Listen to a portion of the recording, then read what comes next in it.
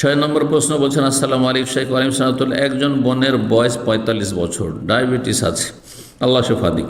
অনেক দিন থেকে তার দাঁতের অনেক সমস্যা। তিনি ডায়াবেটিস হাসপাতালের একজন মহিলা ডেন্টিস্টের কাছে চিকিৎসাধীন আছেন। এখন তার একটা দাঁত তুলে ফেলতে হবে এবং এই সার্জারি করার জন্য হাসপাতালে কোনো মহিলা সার্জন নেই।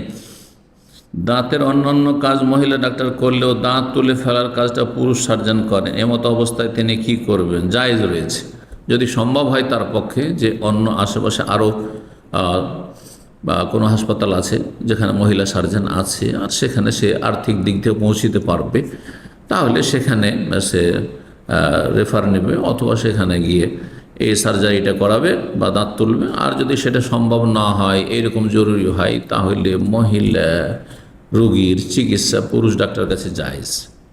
এইগুলো বিস্তারিত এর আগে আলোচনা করেছি প্রশ্নোত্তর পর্বে। 1 নম্বরে রাখতে হবে মহিলার চিকিৎসার জন্য, মহিলা রোগীর চিকিৎসার জন্য মুসলিম মহিলা ডাক্তার 1 নম্বর। 2 নম্বর, যদি না পাওয়া যায় মুসলিম মহিলা ডাক্তার, তাহলে অমুসলিম মহিলা ডাক্তার।